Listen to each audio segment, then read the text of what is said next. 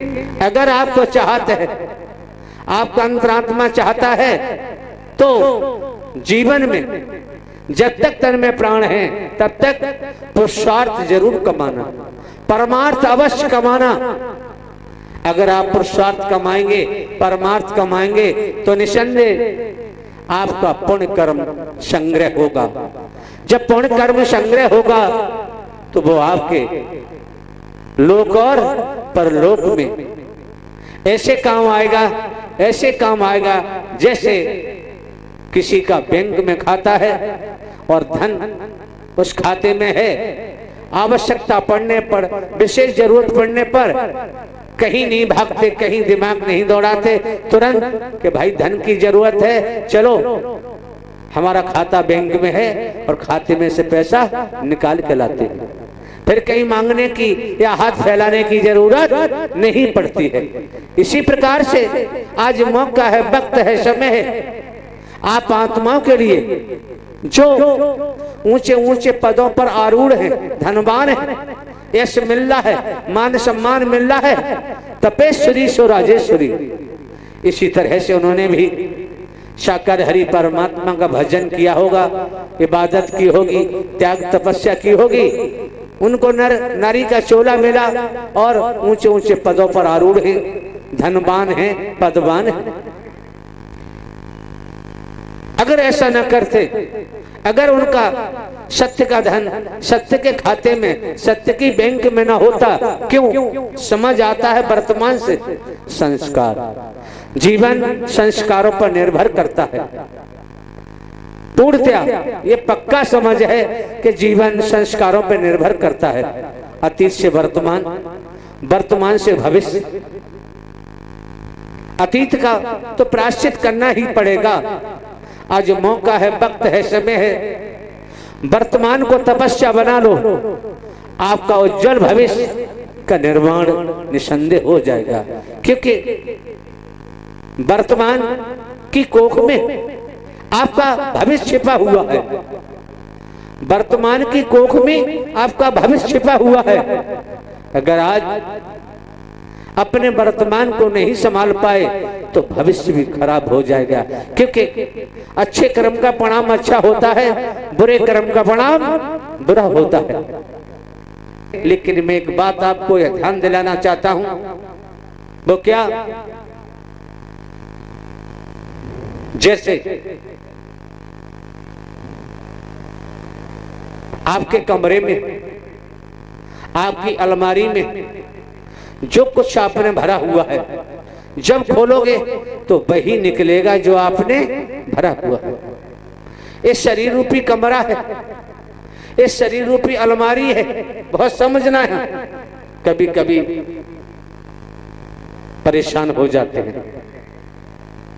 अगर आपके अंतःकरण में लोभ बसा हुआ है, लोभ बसा हुआ है, आप जहां भी जाएंगे, जहां भी बैठेंगे, तो लोभ ही लोभ दिखाई देगा और कुछ दिखाई, बहुत समझना है यहाँ।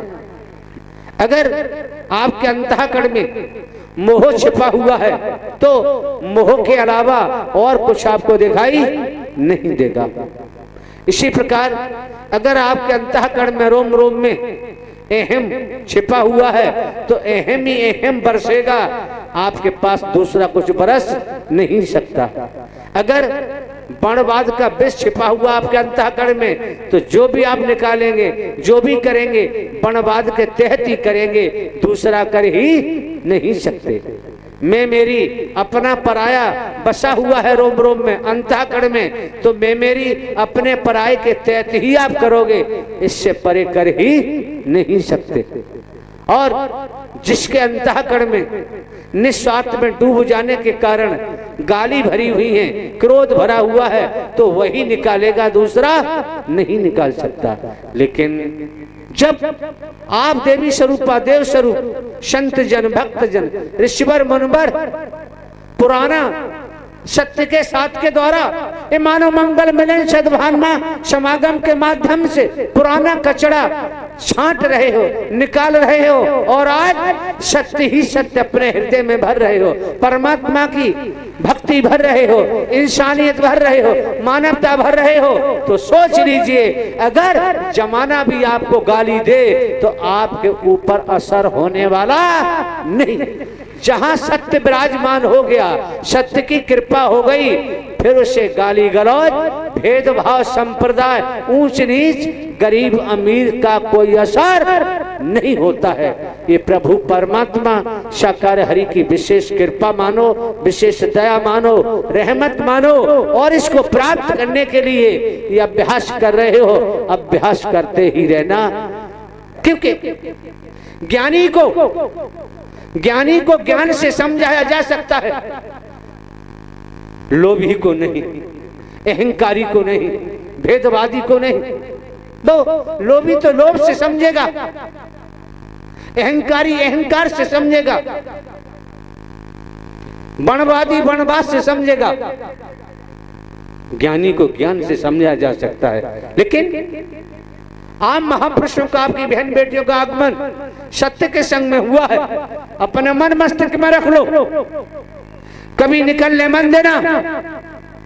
आपका मार्गदर्शन कोई आदमी नहीं कर रहा, कोई स्त्री नहीं कर रही, आपका मार्गदर्शन स्वयं। वैसे तो पूरे ब्रह्मांड का संचालन साकार हरि करते आए, कर रहे हैं, कर भी रहे हैं, लेकिन विशेषकर आपका मार्गदर्शन स्वयं आप आत्माओं को राह दिखाने, रास्ता दिखाने का कार्य स्वयं साकार हरि परमात्मा कर रहे हैं। ये दिमाग से जीवन में कभी निकालने मन देना, क्योंकि संसार में किधर भी जाना है, मार्गदर्शक का होना नितांत आवश्यक है। अब किसने किस प्रकार का मार्गदर्शक चुना, जैसा है वो वैसा ही मार्गदर्शन करेगा। पूर्व में ही परिभाषित किया जा चुका है, व्याख्या की जा चुकी है। इसलिए आज मौका है, वक्त है, समय है, मिथ्या न स्वर, भेदभाव रहित, मैं मेरी रहित, छोटा बड़ा रहित, काला गोरा रहित, नर नारी रहित, साकार हरि परमात्मा के अलावा जगत में और कोई आपका मार्गदर्शन नहीं कर सकता।